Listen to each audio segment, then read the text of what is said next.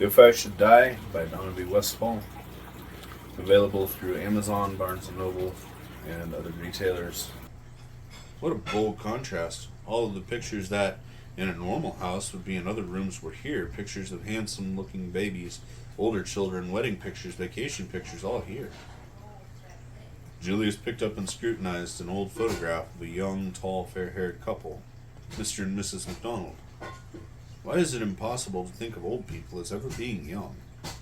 Julius sighed. What would he be like when he was 64 or 70? The room bore the look of an ordinary office. File cabinets, office supplies, and commonplace things that you might find in a typical workplace. He snapped pictures with his mini camera and sorted through invoices and receipts. What was this? He laid a yellow voucher on the desk and snapped a photo. His heart caught when the door rattled. He switched off a small flashlight and folded into a cubbyhole. Military training was indispensable at times like these. Good thing he had locked the door. I'm sure I heard something, Ruth whispered as Michael switched on the light. We're all on edge, Ruth. I don't know what Mom was thinking. So right, she said. Michael poked around, looking in some apparent spots. Julius hunkered into the small space. I guess I was just imagining things. Ruth backed to the door. The room darkened, and the lock clicked. Julius's heartbeat returned to an almost normal. An intense, quiet breath escaped his lips. Whew, too close. He inhaled another deep, sweet breath of air as their footsteps receded. Julius counted to 100 before he eased out of his hiding spot. Oh, great, he groaned at the sight of the receipt on the desk. He replaced the voucher in the file and checked around the room. Nothing else out of place. He crept out the door and locked it, listening after every step. He stole back to his room. The brilliant moonlight still smiled down on the landscape. This time he slept well. Chapter 10. Friday, June 12th. Friday, June 12th. Thank God, no dreams. Julius stretched, plumped the pillows up behind his head, and took a few minutes to peruse the luxurious room and its furnishings. It's been years since I've slept in a bed as comfortable as this. Gardener's quarters, indeed. He dug in the drawer of the bedside table for the Bible he expected to be there. The scripture played in his mind, teasing his thoughts as he flipped the pages in search of words. As a child, his family had attended every Sunday church service and every midweek Bible study. As children, he and his siblings had memorized almost the entire Bible, one scripture at a time. Where was that verse? Something about taking care of things, not Psalms. Here in Proverbs, a righteous man regardeth the life of his beast, but the tender mercies of the wicked are cruel. If this was a provision for a gardener, these people cared even for their paid employees. Julius snapped the Bible shut, pulled on a pair of jogging pants, and slipped on his running shoes. Coffee. He headed for the coffee pot full of the strong hot brew. Good morning. Julius nursed his coffee as Michael ambled through the sunroom. Thanks for your help yesterday. He looked over the top of his nog at the young man. Michael looked frazzled, dark circles under his eyes, his hair almost in order. Did his shirt look buttoned off one button? Julius hit a snicker. I should be able to help on Sally Lou after dinner. If you know anything about engines, I'd welcome pointers. Michael rubbed a hand through his hair. I'm on summer break. You'd think I'd have more free time. Monday we have hay bales to throw. He flexed a well-muscled arm. Yeah, Julius said. It's been a long while since I've had that kind of manly exercise. You can just take pictures, Michael said. Was that a challenge? Julius wondered. He drained the last of the last dark brown liquid from the mug and stood. After I visit the little boy's room, I'm off for a jog. I'll be back in a little. Later then, Michael waved and sauntered toward the coffee pot. What were they doing at that time of morning? What about the sticky notes, and how did she know he had a wife and daughter? He jogged down the road, the questions like thick fog wafting through his mind. He knew these people were what they seemed to be. Perhaps not so simple, but honest. Yet underneath the calm, the sense of peaceful repose, there ran a ripple of something. What was it? What was the delivery due today that the sticky note was referring to? And why, really, would Mrs. MacDonald take in someone she thought was a total stranger? Unless somehow she knew who Julius was. Could she know?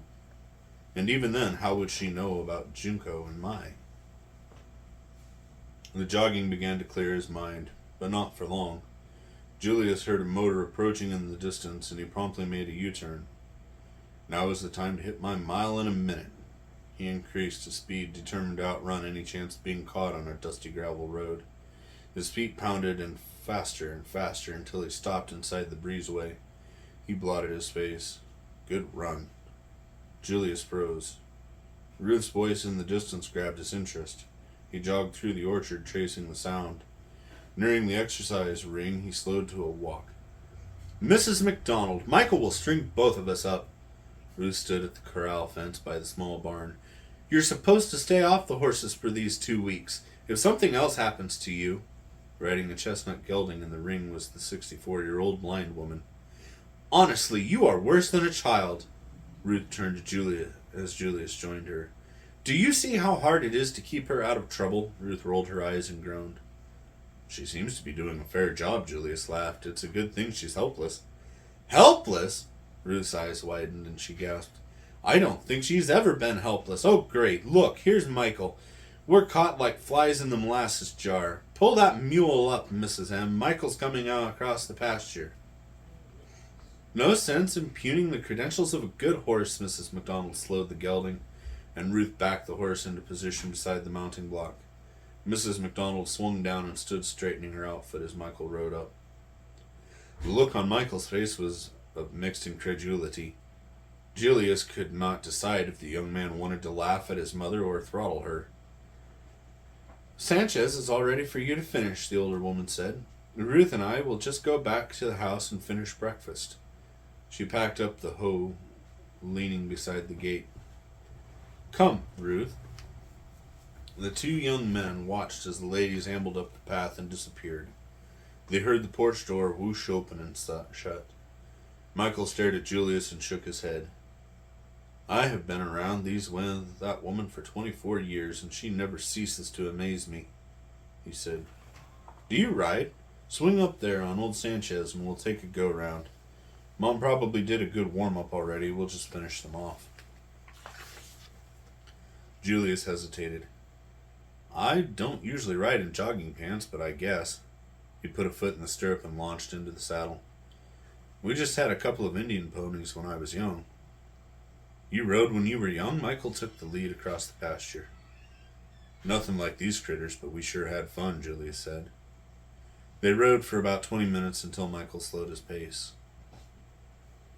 Let's wrap this up and get on to breakfast. Dismounting at the barn gate, they led the horses into the lot. Julius rubbed the top of his thighs. I need to put horseback riding 101 back on my exercise routine. My legs are out of shape. Julius followed Michael to the house. Say, I need to run up to my room for a moment. I'll be right back. Julius stopped short at the top of the stairway. He pulled his barrette out of its holster and dropped into a crouch. With caution, he pushed his door open, his eyes searching the room, checking the niches. Rising, he took a quick, light step toward the bathroom and flipped on the light. Nothing. A further search revealed a towel on the bathroom floor, his luggage tampered with, his camera film missing, one window screen askew, and a few minor things out of order. Rule number 1, never let your guard down.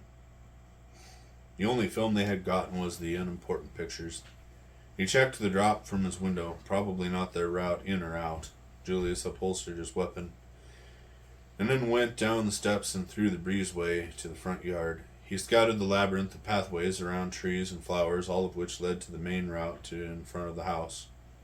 You could reach the road, but it would have to be over a 5-foot wrought iron fence or a long way around through the gate. As he searched inside the enclosure, a patch of white caught his eye. Hearing footsteps on the pathway, Julius looked up to see Ruth hurrying toward him. We didn't hear you, Ruth told him.